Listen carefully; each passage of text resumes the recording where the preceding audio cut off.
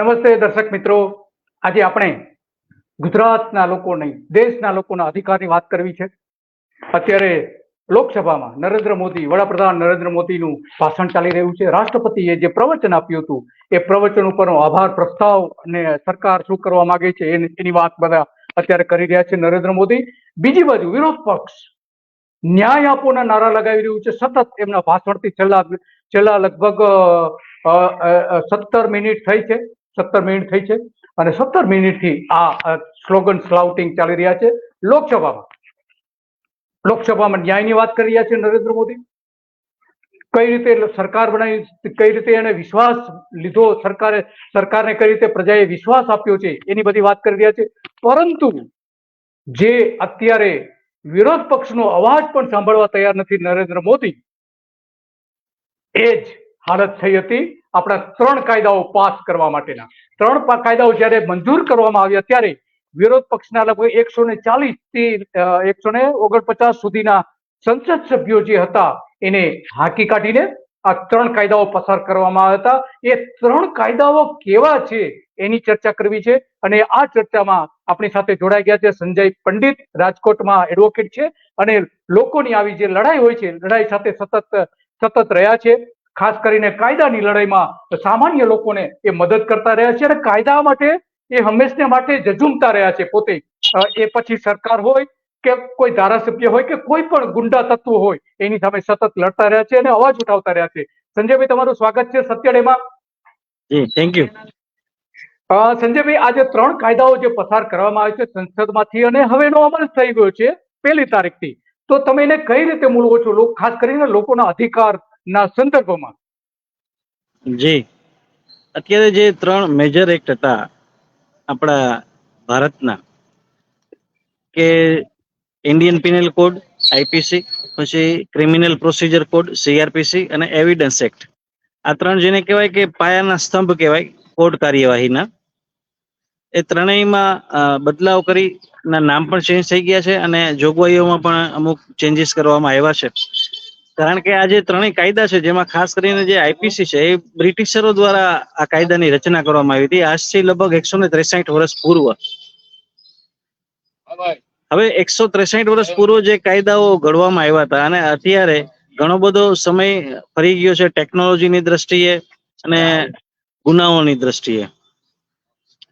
અને અગાઉ આ બ્રિટિશરોએ જ્યારે આ કાયદાઓની રચના કરી ત્યારે એ લોકોનું જે ફોકસ હતું એ મુખ્યત્વે એવું હતું કે ભારતની જે પ્રજા છે એની ઉપર રાજ કરવાના ઈરાદાથી પ્રજાને કઈ રીતે દબાવો, કે એમની બ્રિટિશરો સામે જો કોઈ વિદ્રોહ કરવામાં આવે તો એને કઈ રીતે ડામી દેવો, એના ઉપર વધુ ફોકસ કરવામાં આવ્યું હતું. એટલે કે એ જે કાયદા છે એની ઉપર જેને કહેવાય કે સજા ઉપર વધુ મહત્વ આપવામાં આવ્યું હતું, દંડ ઉપર વધુ મહત્વ આપવામાં આવ્યું હતું.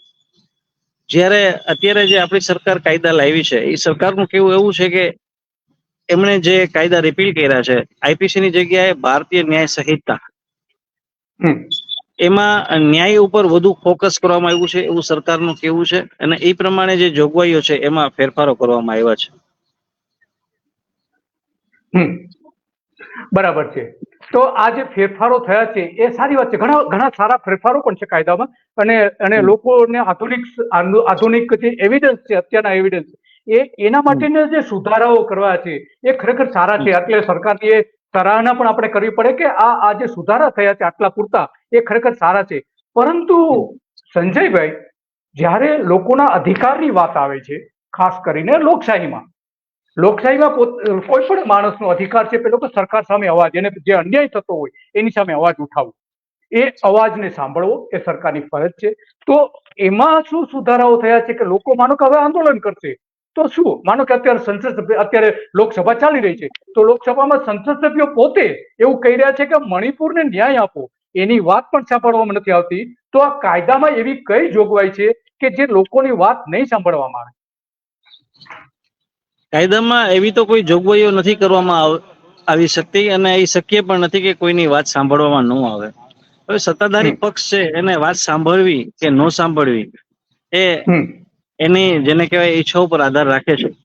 પરંતુ લોકશાહીમાં એવું કહેવાય છે કે વિપક્ષની પણ જો વાત ક્યાંક ને ક્યાંક પ્રજાલક્ષી હોય, પ્રજાના હિત અર્થે હોય, તો એ સાંભળવી જોઈએ, અને એમાં વિપક્ષ જો જે કંઈ પણ ક્ષતિપૂર્તિ દેખાડતી હોય સત્તાધારી પક્ષની, અને એ લોકહિતને લગતી હોય, તો સરકારે જરૂરથી એને ધ્યાને લેવી જોઈએ. પરંતુ કાયદામાં ક્યાંય એવી કોઈ જોગવાઈઓ નથી કે એવા કોઈ કાયદાઓ ઘડી પણ નથી શકાતા કે લોકોનો અવાજ દબાવી શકાય, કારણ કે આ તો લોકશાહી છે. હા હા, તો આજે 144 ની કલમમાં જે ફેરફાર કરવામાં આવ્યો છે કે પેલા ગુનો નહોતા નોંધાતો, હવે ગુનો નોંધી શકાય, એવું ખરું? 144 એટલે આમાં એવું છે કે 144 ની કલમમાં પેલા એવું કઈક હતું કે ભાઈ 4 જણા ક્યાંય ભેગા ન થવા, એ સંદર્ભ. હા, રીતે જે હમ કાયદાઓમાં જે ફેરફારો થયા છે, તો ખાસ કરીને આપણે જે આઈપીસી છે એની વાત કરીએ તો આઈપીસી જે જૂનો હતો એમાં 511 જેટલી કલમો હતી, જ્યારે હાલના ભારતીય ન્યાય સંહિતા છે એમાં 358 જેટલી કલમો છે, અને 20 જેટલા પ્રકરણોમાં એને ડિવાઈડ કરવામાં આવ્યું છે. અને બરાબર. મુખ્યત્વે જે 22 કલમો અમુક એવી હતી કે જે અત્યારે જેને કહેવાય કે સુસંગત ન હતી આજના સમય પ્રમાણે, તો એ બધી એમાંથી ડિલીટ. હા, રિમૂવ કરવામાં આવી છે. યસ. અને મુખ્યત્વે આપણે જોઈએ તો જે ભારતીય ન્યાય સંહિતામાં ફેરફારો કરવામાં આવ્યા છે એમાં ફરિયાદ પોલીસે લેવી એ બાબતના ફેરફારો છે. પછી યસ. જેને કહેવાય કે ટ્રાયલ ચલાવવામાં એક સમય મર્યાદા નક્કી કરવામાં આવી છે કે 3 વર્ષની અંદર કેસ હા. પૂરો કરવો. યસ. પછી ચાર્જશીટ ફાઇલ હા. કરવામાં પણ સમય મર્યાદા જે પહેલા તો હતી જ, પણ અત્યારે પણ હા. મેક્સિમમ 180 દિવસની સમય મર્યાદા છે એ કાયદામાં જોગવાઈ કરવામાં આવી છે કે ઇન્વેસ્ટિગેશન એજન્સીને આથી વધુ સમય નહીં મળે કોઈ પણ ગુનાની તપાસ માટે. 180 દિવસમાં હા. ચાર્જશીટ ફાઇલ કરી દેવાનું, અને ચાર્જશીટ ફાઇલ થયા પછી 60 દિવસની અંદર કોર્ટ છે એને ચાર્જ ફ્રેમ કરી દેવો. અગાઉ હા. જે આ બધી જોગવાઈઓ એ કાયદામાં હતી નહીં, જેને કારણે કેસોની ટ્રાયલો છે બહુ લાંબી ચાલતી, અને એમ કહેવાય કે ભાઈ બહુ હા. ન્યાય મેળવવામાં લોકોને બહુ ડિલે થતું. અને એક સૂત્ર હમ. પણ એવું છે કાયદામાં કે delay justice equal to deny justice. એટલે મોડો ન્યાય આપવો એ ન્યાય ન આપવા બરાબર છે. બરાબર છે. જ્યારે હા. તો હાલના એમાં કાયદાઓમાં છે હાલના એ કાયદાઓમાં સીઆરપીસી ની જગ્યાએ જે ભારતીય નાગરિક સુરક્ષા સંહિતા અમલમાં આવ્યું છે એમાં આ બધી જોગવાઈઓ કરવામાં આવી છે કે ટ્રાયલ છે 3 વર્ષમાં પૂરી કરવી, ચાર્જશીટ ફાઇલ થાય એટલે 60 દિવસની અંદર ચાર્જ ફ્રેમ કરી દેવો. પેલા તો ચાર્જ ફ્રેમ કરવામાં જ અમુક કેસોમાં 10 વર્ષ વયા ગયેલા દાખલા મેં જોયેલા છે. નીકળી જતા હતા. તો માનો કે હા, ચાર્જ ફ્રેમ ન કરે જે તે પોલીસ સ્ટેશન, તો એનામાં કોઈ સજાની જોગવાઈ છે? નહીં, ચાર્જ ફ્રેમ કરવાની જે જવાબદારી છે કોર્ટની છે, પોલીસે એને ચાર્જશીટ કરવાની હોય છે. એટલે ચાર્જશીટ કરવાની. હા. 180 દિવસ મેક્સિમમ હોય છે, એમાં એને ચાર્જશીટ કરી ઓકે. દેવાનું એવી સ્ટ્રિક્ટ જોગવાઈ કરવામાં આવી છે. જોગવાઈ. ઓકે. તો હા, આ જે આમાં પોલીસ કસ્ટડીના દિવસો જે વધારાયા છે 15 દિવસના બદલે 90 દિવસ, તો એની શું અસર થશે? જે અત્યારે જૂની આપણે જે પ્રથા જોઈએ તો એમાં કોઈ પણ આરોપી છે એને 15 દિવસ આજે પકડે પછી કોર્ટ એને રિમાન્ડ આપતી, અને પોલીસને પછી માની લ્યો 3 દિવસના રિમાન્ડ મળ્યા હોય તો 3 દિવસ પછી એને જેલ હવાલે કરી દેવામાં આવે, અને પોલીસને કઈ ઇન્વેસ્ટિગેશનમાં કઈ એવું ઇમ્પ્રુવમેન્ટ આવ્યું અને આરોપીની પાસે કસ્ટોડિયલ ઇન્ટ્રોગેશનની જરૂર પડતી તો પોલીસ છે લઈ ન શકતી, કારણ કે 15 દિવસ પછી રિમાન્ડ ન આપી શકાય એવું કાયદામાં જોગવાઈ હતી જૂના કાયદામાં. બરાબર. ત્યારે હાલના કાયદામાં 90 દિવસ સુધી ક્રમશઃ ઇન્વેસ્ટિગેશન એજન્સીને જે જરૂર જણાય તો એ ફરી પાછી કસ્ટોડિયલ ઇન્ટ્રોગેશન માટે થઈ અને કોર્ટ પાસે કસ્ટડી માગી શકે છે આરોપીની. આવી જોગવાઈઓ કરવામાં આવી છે. હવે જેમ જેમ સમય જશે અને એ જેને કહેવાય કે એનું અમલીકરણ કરવામાં આવશે, જ્યારે પ્રેક્ટિકલી ગ્રાઉન્ડ ઉપર એનું અમલીકરણ થશે ત્યારે એની શું અસરો છે એ જોવા મળશે આપણને. બરાબર છે, સમજી ગયો કે હવે જે અમલ કઈ રીતે થશે અને શું પોલીસ કઈ રીતે થશે, તો કાયદોની વ્યવસ્થા કઈ રીતે, સરકાર કઈ રીતે એને મૂલવે છે એના પર એનો અંદાજ રહેશે એવું તમારું કહેવું છે. પરંતુ જી જી કર્ણાટક રાજ્ય તેરીને બીજા 2 રાજ્યો તમિલનાડુ અને પશ્ચિમ બંગાળ એને પણ આ કાયદા સામે વિરોધ કર્યો હતો અને કેટલાક સુધારાઓ કરવા માટે કહ્યું હતું. તો એ સુધારા કેમ સરકારે ધ્યાનમાં ન લીધા એ અંગે કઈ કહેશો તમે? આમાં સુધારામાં એવું છે કે જ્યારે એમને બોલવાનો મોકો હતો ત્યારે એ લોકો કોઈ બોલ્યા નથી, એટલે ક્યાંક ને ક્યાંક વિરોધ પક્ષ છે. હું એવું માનું છું કે એને પ્રજા સાથે દ્રોહ કર્યો કહેવાય કે જ્યારે આ કાયદા માં સજેશનો માંગવામાં આવ્યા હતા સરકાર હમ. તરફથી. મારા ધ્યાને છે ત્યાં સુધી પબ્લિક માંથી પણ સજેશનો માંગ્યા છે. માગ્યા હતા. પછી સત્તા પક્ષ અને વિરોધ પક્ષના પણ સજેશનો માંગવામાં આવ્યા હતા. પરંતુ જે તે વખતે અ, વિરોધ પક્ષની નીતિ રીતિ એવી રહી છે કે ભાઈ આ જે કંઈ પણ કરવામાં આવે એનો વિરોધ જ કરવો. પણ ખરેખર વિરોધ છે એ ન્યાયસંગત હોવો જોઈએ અને પ્રજાલક્ષી જો કોઈ ગતિવિધિ હોય, કોઈ કાર્યવાહી હોય, પછી એ એડમિનિસ્ટ્રેટિવ સાઈડની હોય, લો સાઈડની હોય, અને જે પ્રજાલક્ષી હોય, અને એમાં માની લો કોઈ ક્ષતિ રહેતી હોય સરકાર તરફથી, તો વિરોધ પક્ષની ફરજ છે કે એ ક્ષતિપૂર્તિ કરી સરકારનું ધ્યાન દોરવું કે ભાઈ તમે આ જે ફેરફાર કરો છો એમાં હજી આટલો ફેરફારની જરૂર છે. જરૂર છે. હા. તો જ્યારે આ કાયદામાં વિરોધ પક્ષને બોલવાનો મોકો હતો ત્યારે એને વોકઆઉટ કર્યું હતું અથવા તો એને કોઈ એવી કાર્યવાહી કરી હતી જેને કારણે સસ્પેન્ડ થયા હતા, મને સાંભળવા મળ્યું છે ત્યાં સુધી. હા. અને આ કાયદાઓ છે એ અમલમાં આવ્યા તો એ લોકોએ યોગ્ય સમયે રજૂઆત કરવી જરૂરી હતી. હવે આ કાયદા છે એનું અમલીકરણ થઈ ગયું છે અને કોઈ પણ કાયદા છે એ એમને સીધા અમલીકરણ થતા નથી. લોકશાહીમાં એની એક આખી પ્રોસેસ છે, એ પ્રોસેસમાંથી પાસ થાય છે અને ત્યારબાદ પેલા બિલ રજૂ કરવામાં આવે છે. એ બિલ છે એના બાદ વટહુકમ ઉપર પછી રાષ્ટ્રપતિની સહી થાય છે. ત્યારબાદ એ આખો કાયદો છે એ અમલીકરણમાં આવે છે અને વિરોધ પક્ષ ત્યાં સુધી સૂતું રહીએ અને હવે કાયદા અમલમાં આવી જાય અને ત્યારે જો એ ઠેકડા મારે તો એનો કોઈ મતલબ નથી. જ્યારે એને બોલવાનું જરૂર હતી અથવા તો અત્યારે પણ માની લ્યો કે કાયદામાં એવી કોઈ જોગવાઈઓ છે કે જેમાં સુધારો કરવા જેવો છે તો સરકારનું ધ્યાન દોરવું જોઈએ. અને કાયદા એ એવું નથી કે આ કાયદા અમલમાં આવી ગયા એટલે આ લોઢામાં લીટો થઈ ગયો, આમાં કોઈ ફેરફાર જ ન થાય. કાયદામાં આપણા બંધારણમાં એવી જોગવાઈ છે, દરેક કાયદામાં સમયાંતરે એમેન્ડમેન્ટ કરી શકાય છે. તો વિરોધ પક્ષ છે એ જો પ્રજાલક્ષી હોય કાયદો અને એમાં કઈ ફેરફારો કરવા માંગતી હોય અને એના સૂચનો યોગ્ય હોય તો એનો પોતાનો પક્ષ રાખવો જોઈએ અને એમેન્ડમેન્ટ માટે થઈ અને સરકાર ઉપર દબાણ લઈ આવવું જોઈએ કે તમે હજી આમાં આટલા આટલા એમેન્ડમેન્ટ કરો. બીજું કે એ એમેન્ડમેન્ટ શું કામ કરવા માંગે છે પ્રજા સમક્ષ પણ એ વાત મૂકવી જોઈએ, જેથી કરીને લોકોને ખ્યાલ આવે કે વિરોધ પક્ષ ખરેખર પ્રજા માટે થઈને લડે છે. એ અત્યારે દેખાતું નથી. વાત તમારી સાચી છે કે વિરોધ પક્ષે જેટલી જી જાગૃતતા જી બતાવવી બિલકુલ. જોઈએ આ જેને કાયદાઓ કહેવાય માટે. કે દિશાવિહીન, હા, દિશાવિહીન વિરોધ છે એની કોઈ વેલ્યુ રહેતી નથી. તમારો વિરોધ છે એ પ્રજાલક્ષી હોવો જોઈએ. બીજું કે તમે જે વિરોધ કરો છો એ શા માટે કરો છો એનું રીઝન, પ્રોપર રીઝન તમારે પ્રજા સમક્ષ મૂકવું જોઈએ કે આટલા આટલા કારણો છે, કાયદામાં આટલી આટલી ક્ષતિઓ છે કે આટલી આટલી ખામીઓ છે. તમે જોજો આ બધા જે વિરોધ કરે છે ને એ કોઈ ખામી નહીં બતાવે, સોલ્યુશન નહીં બતાવે કે તમારી આ ખામી રહી ગઈ છે તો એનું સોલ્યુશન આ. માત્ર વિરોધ કરો એનો કોઈ કારણ નથી ને, એનો કોઈ અર્થવિહીન છે. ઉલટાનું મને એવું લાગે છે કે વિરોધ પક્ષ છે એ પોતાની જેને કહેવાય કે વેલ્યુ છે એ પ્રજામાં ઘટાડી રહ્યું છે. ઘટાડી દીધી. હા, વાત સાચી છે. આપણા એક દર્શક છે કોળી અશોકભાઈ ચૌહાણ, એવું કે છે કે સત્યોદય દ્વારા જે દેખાડવામાં આવે છે સત્ય લોકોની હકીકતો, એ બદલ ખૂબ ખૂબ આભાર છે તમારો. પણ આમાં સંજયભાઈ જી. કે રાજદ્રોહની જે એક વાત આવે છે કાયદામાં કે જેને એક ખતરો માનવામાં આવે છે કે કોઈ પણ વ્યક્તિ સામે એ ગુનો લાગુ પાડી શકાશે કે સરકારને એના વાજબી કારણો આપવા જરૂરી નથી. તો આ શું છે? રાજદ્રોહ અને દેશદ્રોહની જે વાત આવે છે એ ખરેખર શું છે? અત્યારે જ્યાં સુધી મેં અભ્યાસ કર્યો છે જે નવા કાયદાઓનો, એ એવા છે કે જે જૂની જે આરોપીઓની છટકબારી હતી એ મોટા ભાગે બંધ કરવામાં આવી છે.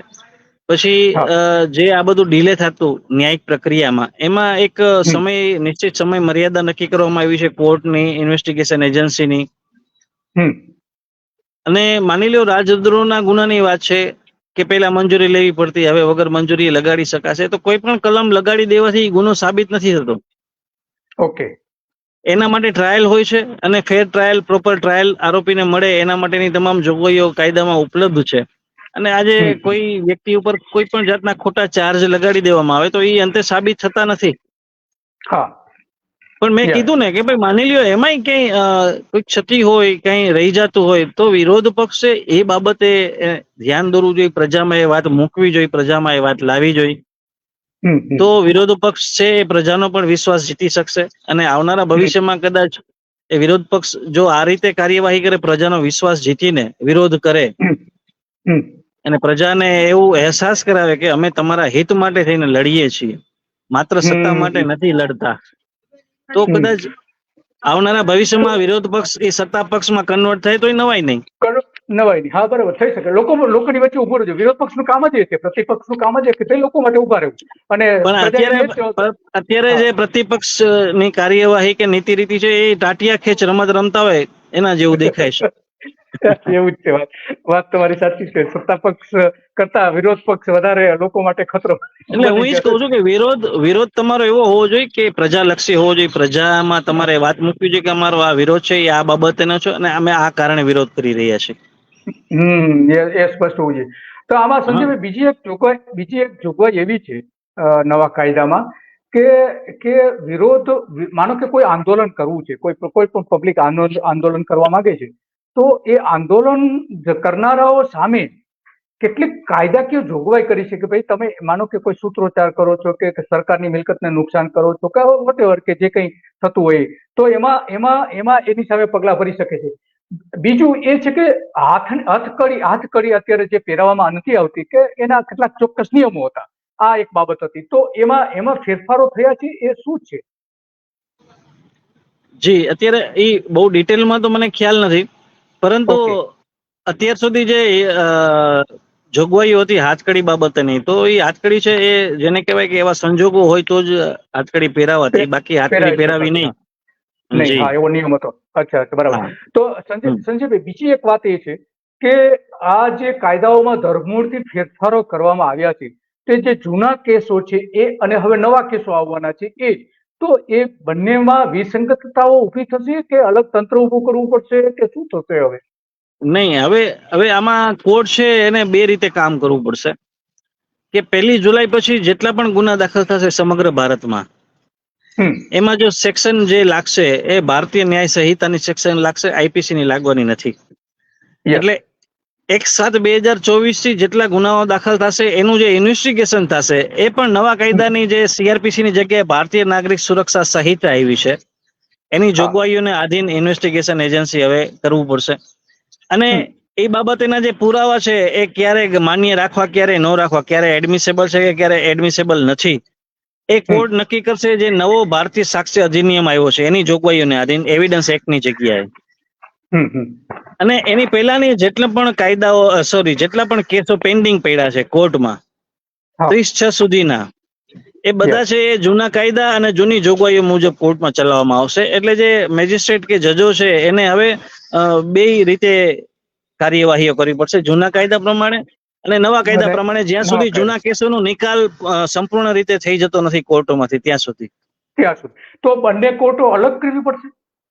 નહીં, બંને કોર્ટો અલગ થાય એ કોઈ જરૂરી નથી, એક જ ઓકે. કોર્ટમાં થઈ શકે. હા. માત્ર તો બાયફર્ગેશન કરવું પડે નવા કેસનું અને જૂના કેસનું. ઓકે.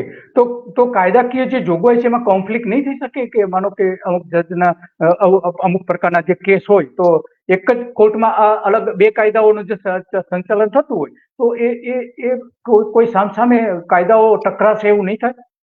નહીં, એમાં જો હું તમને એક સિમ્પલ વસ્તુ કીધું કે કાયદાઓમાં એક તો નામ ફેર્યા છે અને બહુ મોટો ફેરફાર નથી, પણ જે ક્ષતિપૂર્તિઓ ઓકે. હતી કાયદાઓની, હા. એને એ લેકયુના બધું ફિલઅપ કરવા માટે થઈને અમુક જોગવાઈઓમાં ચેન્જીસ કરવામાં આવ્યા છે, અમુક કલમો છે એમાં ફેરફાર કરવામાં આવ્યા છે. બાકી તો જે જૂનું માળખું હતું એ એમનેમ જ છે, એમને માત્ર ઓકે. નામ ચેન્જ થયા છે. હા, ઓકે. ઓકે. નવીનભાઈ ની ઓકે. જગ્યાએ રમેશભાઈ આવી ગયા છે. હા. પણ બરાબર છે. રમેશભાઈ છે એને મોડિફાઈ કરવામાં આવ્યા છે, જે નવીનભાઈમાં ખામીઓ હતી એને મેક ઓવર કરીને રમેશભાઈ તરીકે પ્રોડ્યુસ કરવામાં આવ્યા છે. પ્રોડ્યુસ કરવામાં આવે છે. તમારા સંજયભાઈ ખૂબ ખૂબ આભાર. તમે કોર્ટમાં વ્યસ્ત હોવા છતાં કોર્ટ છતાં પણ તમે સત્યડેના વાચકો જે છે, દર્શકો જે છે એને સાચી વિગતો તમે આપી એ બદલ તમારો ખૂબ ખૂબ આભાર. અને આવા જ જી, કોઈ થેન્ક ઇસ્યુ યુ. પર આપણે જોડતા રહીશું. નમસ્તે. Thank you. તો આ સંજય પંડિત હતા, એડવોકેટ અને સતત લોકો માટે લડનારા એડવોકેટ છે. તો આમાં એમણે જે કેટલીક વાતો કરી એ ઉપરાંત દેશના જે કેટલાક ચિંતકો જે છે એણે જે કેટલીક વાત કરી છે એ પણ આમાં જાણવી જરૂરી છે અત્યારે. કારણ કે ઘણા બધા લોકો એવું કહે છે કે જે નવા કાયદાઓ જે લે છે એ બુલડોઝરના ન્યાય માટેનો કાયદો છે, એવું ઘણા બધા નિષ્ણાતો કહી રહ્યા છે. અને કાનૂની નિષ્ણાતોનું એવું પણ કેવું છે આ કાયદા દ્વારા જે સમય પસાર કરવામાં આવ્યા હતા ત્યારે વિપક્ષી બેન્ચના લગભગ 149 થી વધુ સભ્યોને સસ્પેન્ડ કરીને પસાર કરવામાં આવ્યા હતા, તો એની જાજી ચર્ચા નથી થઈ શકી આ કાયદાની. અને બીજી બાબત એવી છે કે પોલીસ કસ્ટડી જે છે એ એવું કહેવાતું હતું કે જે કાયદો બ્રિટિશરોએ જે કાયદો બનાવ્યો છે એ ક્રૂર કાયદો હતો, એટલા માટે આ ફેરફાર કરવો જરૂરી છે. તો 10 ગણો ક્રૂર એવું પણ બતાવવામાં આવ્યું હતું. તો આ જે નવો કાયદો છે એ 15 દિવસની કસ્ટડીના બદલે 90 દિવસ સુધીની કસ્ટડી તરફ લઈ જાય છે. તો કોઈ પણ વ્યક્તિએ ગુનો કર્યો છે એ પુરવાર કર્યા વગર કોઈ પણ વ્યક્તિને 3 મહિના સુધી તો જેલમાં રાખી શકાશે. પોલીસ પોતે પોલીસ કસ્ટડીમાં લઈ શકશે, અદાલત લઈ શકશે. તો આ એક થોડીક વધારે પડતી જોગવાઈ હોય એવું ઘણા બધા લોકો માની રહ્યા છે. અને બંધારણની કલમ 21 પ્રમાણે એ એકદમ સ્પષ્ટ છે કે જે કાયદા દ્વારા પ્રસ્તાવિત પ્રક્રિયા સિવાય કોઈ પણ વ્યક્તિને જીવન અથવા સ્વતંત્રતાથી વંચિત રાખી શકાય નહીં. આ સ્પષ્ટ જોગવાઈ છે બંધારણની કલમ 21. તો એનો આ 90 જે દિવસનો જે કાયદો છે એ ભંગ કરે છે એવું ઘણા બધા લોકોનું માનવું પણ છે. હમણાં જે કાયદો લાગુ પડ્યો એને રાતના સમયે જે દિલ્હીમાં એક પહેલો કેસ નોંધવામાં આવ્યો હતો કે બ્રિજની નીચે એક ઓવરપુલ હતો, એની નીચે કેટલાક લોકો ત્યાં જે ગરીબ લોકો છે એ ત્યાં ધંધો કરી રહ્યા હતા, કેટલાક સામાન વેચી રહ્યા હતા. સ્ટ્રીટ વેન્ડર જે હતા એની ધરપકડ કરીને 258 હેઠળ એની સામે ટ્રેક ડીલર સામે કેસ નોંધવામાં આવ્યો હતો. તો એનો ઉહાપો પણ થયો છે કે ભાઈ એક સામાન્ય માણસ સામે પેલો જ કાયદાનો આવો ખરાબ ઉપયોગ કેમ કરો છે, એવો અત્યારે વિવાદ પણ આખા દેશમાં ચાલી રહ્યો છે. અને બીજી બાજુ 3 રાજ્યો જે છે, ખાસ કરીને દક્ષિણના 2 રાજ્યો કર્ણાટક અને તમિલનાડુ અને બીજું પશ્ચિમ બંગાળ, એને પણ બંધારણની કલમ 348 નું ઉલ્લંઘન કરે છે એવો એક મુદ્દો ઉભો કર્યો હતો. અને બીજા ઘણા બધા સૂચનો પણ કર્યા હતા 3 રાજ્યોએ. એ સૂચનો ધ્યાનમાં નથી લેવામાં આવ્યા એવો આરોપ પણ કેન્દ્ર સરકાર ઉપર છે. વોટેવર જે કંઈ હોય તે તમિલનાડુ, પશ્ચિમ બંગાળ ને પણ આના કેટલાક કારણે કર્ણાટક એમણે કેટલાક સૂચનો કર્યા હતા. એ સૂચનો પણ સરકારે ધ્યાનમાં લીધા નથી એવું એ સરકારનું કહેવું છે. બીજી બાજુ કે રાષ્ટ્રધ્વજ, રાષ્ટ્રગીત અને રાષ્ટ્રપિતા મહાત્મા ગાંધીનું અપમાન ભારતીય ન્યાય સંહિતામાં ગુનો ગણવામાં આવશે નહીં. આ વિચિત્ર જોગવાઈ કેટલાક લોકો ગણાવી રહ્યા છે. જે અભ્યાસુઓએ જે કેટલાક એમણે મંતવ્યો વ્યક્ત કર્યા છે મીડિયા ઉપર, તો એમાંનો આ એક છે કે અત્યારે જે રાષ્ટ્રધ્વજ, રાષ્ટ્રગીત અને રાષ્ટ્રપિતા મહાત્મા ગાંધીનું જો કોઈ અપમાન કરશે તો એ ગુનો ગણાશે નહીં. આ થોડી વિચિત્ર જોગવાઈ છે. કેમ આવું થયું છે કઈ સમજ નથી પડતી. બીજી બાજુ કે આત્મહત્યાને અપરાધ તરીકે જાહેર કરવામાં આવ્યો છે. કોઈ વ્યક્તિ આત્મહત્યા કરે કે નક્કી કરે કે મારે જીવવું નથી આ દુનિયામાં, તો એને અપરાધ ગણી લેવામાં આવ્યો છે. એનો મતલબ એ થયો કે એની ઘણી બધી અસરો પણ થશે. ખાસ કરીને જ્યારે એમને ઇન્સ્યોરન્સ લીધો હોય તો એના કુટુંબજનોને ઇન્સ્યોરન્સ પણ ન મળી શકે એવું પણ બની શકે. તો આ પણ એક થોડીક વિચિત્ર જોગવાઈ છે. કોઈ પણ વ્યક્તિને પોતે જીવવાનો કે અંત લાવવાનો અધિકાર હોવો જોઈએ એવું દુનિયા માને છે અત્યારે. એનો પણ અહીંયા એક થોડોક વિવાદ પણ છે. અને ઉપવાસને અપરાધ ગણવામાં આવ્યો છે. માનો કે કોઈ આંદોલન કરી રહ્યું છે તો એ ત્યાં જઈને ઉપવાસ કરે છે તો એ પણ એક અપરાધ ગણવામાં આવશે. હવે અત્યારે આંદોલન મહાત્મા ગાંધીએ જે ઉપવાસ આંદોલનો કર્યા હતા અંગ્રેજો સામે, એનો અહીંયા છેદ ઉડી જતો હોય એવું લાગી રહ્યું. એનો મતલબ એ થયો કે લોકો ઉપવાસ આંદોલન કરી શકશે નહીં. ભારતના આંદોલનનો આ સૌથી મહત્વનો અધિકાર હતો, એનો હક હતો. એ હક છીનવી લેવામાં આવી રહ્યો હોવાનું ઘણા બધા લોકો માની રહ્યા છે. બીજી બાજુ દયાની અરજી જે છે એ અત્યાર સુધી ત્રીજા પક્ષ દ્વારા, માનો કે કોઈ એનજીઓ પણ કરી શકતા હતા દયાની અરજી, કે જેને ફાંસીની સજા થઈ હોય, મૃત્યુ દંડની સજા થઈ હોય, તો એમાં આ રીતની જોગવાઈ હતી. પરંતુ હવે એ જોગવાઈ પણ કાઢી નાખવામાં આવી છે. યૌન શોષણને લગતી કેટલાક વિવાદાસ્પદ જોગવાઈઓ કરવામાં આવી હોવાનું પણ કાયદામાં બતાવવામાં આવ્યું છે. તો વાસ્તવિકતા તો હવે પછી ખબર પડશે કે ખરેખર શું છે એ. કારણ કે ભારતીય ન્યાય સંહિતાની કલમ IPC 377 સંપૂર્ણપણે દૂર કરી દેવામાં આવી છે.